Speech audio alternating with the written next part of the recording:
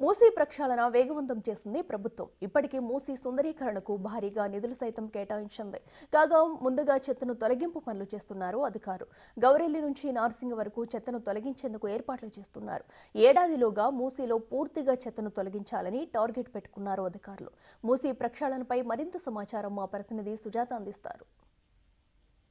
మూసీ ప్రక్షాళన పనులను ప్రభుత్వం వేగవంతం చేసింది. మూసీ పరివాహక ప్రాంతాల్లో ఉన్నటువంటి ఇళ్లను ఇప్పటికే అధికారులు సర్వే చేస్తున్నారు. జిల్లా కలెక్టర్ ఆధ్వర్యంలో అటు రెవెన్యూకి సంబంధించి అదేవిధంగా వాటర్ బోర్డుకి సంబంధించినటువంటి అధికారుల సమక్షంలో అయితే మాత్రము ఎక్కడికక్కడ ఈ ఇంటి నిర్మాణాలను గుర్తించడంతో పాటు వాళ్ళకి డబుల్ బెడ్రూమ్లు కేటాయించి వాళ్ళని అక్కడికి తరలిస్తున్నటువంటి పరిస్థితి ఉంది. అయితే ఇప్పుడు ప్రస్తుతం మూసీకి సంబంధించినటువంటి ప్రక్షాళన నేపథ్యంలోనే వీటన్నిటిని ఒకవైపు చేస్తుంటే మరోవైపు ఇందులో ఉన్నటువంటి వ్యర్థాలను తొలగిస్తాను. ప్రస్తుతము మూసీ పరివాహక ప్రాంతం ఏదైతే ఉందో ఆ ప్రాంతంలో ఉన్నటువంటి అన్ని వ్యర్థాలను తొలగిస్తున్నటువంటి పరిస్థితి అయితే ఉంది. దీనికోసం ముందస్తుగానే అటు అధికారులు పూర్తి స్థాయిలో, ఎందుకంటే Musi river development corporation limited కి సంబంధించినటువంటి అధికారులు మూసీలో కొన్ని పాయింట్ల వద్ద చెత్తను తొలగిస్తున్నారు. అంటే గతంలో నగరంలోని వివిధ ప్రాంతాల నుంచి ఈ మూసీ ఏదైతే ఉందో మూసీలోకి ప్రజలు చెత్త వేయడంతో పాటు పశువుల కళేబరాలు, ప్లాస్టిక్ వస్తువులు, కబేలాల నుంచి జంతువుల వ్యర్థాలు, డ్రైనేజ్ వ్యర్థాలు తెచ్చి మూసీలో వేసేవారు.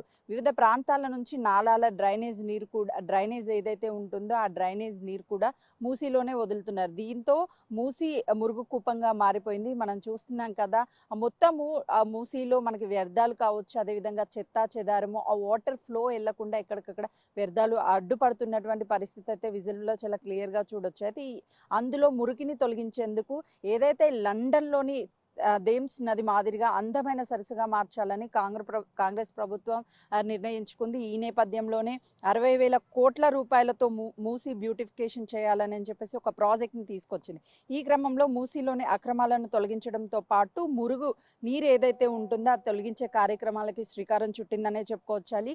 ఈ ఏదైతే వ్యర్థాలు మనకి కనిపిస్తున్నాయో ఆ వ్యర్థాలు అనేది అక్కడ ఉన్నటువంటి చెట్లు చిన్న చిన్న వాటి ద్వారా అడ్డుపడి అక్కడికక్కడే ఆగిపోయి అది అంతా కూడా ఒక మురికిగా మారిపోయే అవకాశం ఉంటుంది. వాటన్నిటిని తొలగిస్తే ఆ మూసీ అనేది మళ్ళీ బ్యూటిఫికేషన్ మారే అవకాశం ఉంటుందని చెప్పేసి వీటికి ప్రత్యేకంగా 10 పాయింట్లతో ఫ్లోటింగ్ ట్రష్ బ్యారియేషన్స్ ఆయన అయితే ఏర్పాటు చేశారంటే మూసీ పొడవున 55 కిలోమీటర్ల పరిధిలో తూర్పున గౌరవెల్లి నుంచి పశ్చిమాన నార్సింగి వరకు నదిలో చెత్తను తొలగించేందుకు ప్రణాళికల అధికారులు రూపొందిస్తున్నారు. 10 పాయింట్లలో ఫ్లోటింగ్ ట్రష్ బారియర్స్ ఏర్పాటు చేస్తారు. అయితే వీటిని ఏర్పాటు చేయడం వల్ల ఏదైతే నీటికి అడ్డుగా జాలీలను ఏర్పాటు చేసి ఆ నెట్ ఏదైతే ఉంటుందో ఆ నెట్ ద్వారా ఆ చెత్త అనేది అక్కడే ఆగిపోతుంది. నీటి ఫ్లోటింగ్ అయితే మాత్రం యథావిధిగా ఉంటుంది.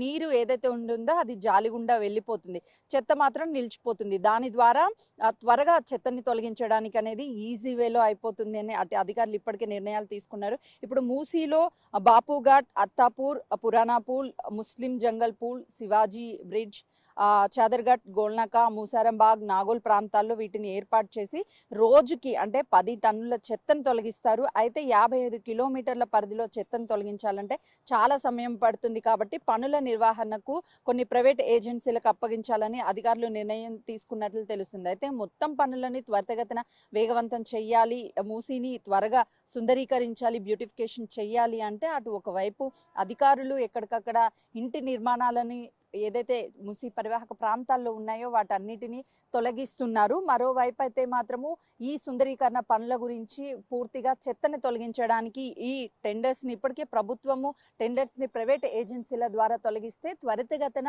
మూసీ ప్రక్షాళన జరిగే అవకాశం ఉంటుంది అని చెప్పేసి 1 ఇయర్ లోపే ఇదంతా కూడా క్లియర్ చేసి మూసీని బ్యూటిఫికేషన్ చేయాలని చెప్పేసి అధికారులు నిర్ణయించుకున్నారు. మరోవైపు ప్రభుత్వం కూడా చాలా సీరియస్గా పనిచేస్తుంది.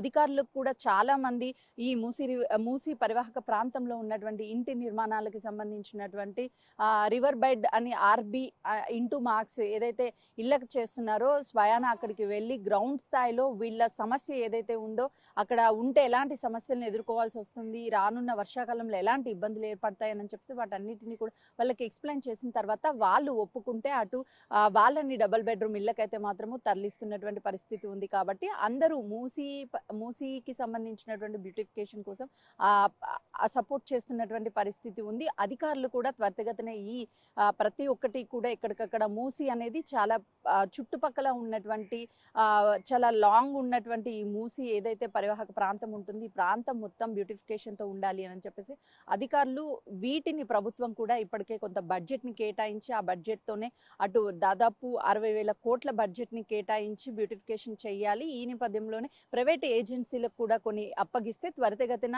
ఈ మూసీకి సంబంధించినటువంటి ప్రక్షాళనలో భాగంగా త్వరితగతిన అయిపోయే అవకాశం ఉంటుంది, తొందరగా బ్యూటిఫికేషన్ చేసే అవకాశం ఉంటుంది. కాబట్టి ఇలా మూసీ కానీ బ్యూటిఫికేషన్ అయితే రానున్న రోజుల్లో ఇంకా ఇటు పర్యావరణం దెబ్బతినకపోవడంతో పాటు గా మూసీ అనేది ఒక సుందరీకరణ ప్రాంతంగా అందరినీ పర్యాటకులు ఆకర్షించే ప్రాంతంగా కూడా మారే అవకాశం ఉంటుంది. మొత్తానికైతే మాత్రము ఈ మూసీ ప్రక్షాళన సంవత్సరం లోపే కంప్లీట్ చేయాలని చెప్పేసి ప్రైవేట్ ఏజెన్సీలకు కూడా టెండర్లు ఇచ్చే అవకాశం ఉంటుందనే చెప్పుకోవచ్చు.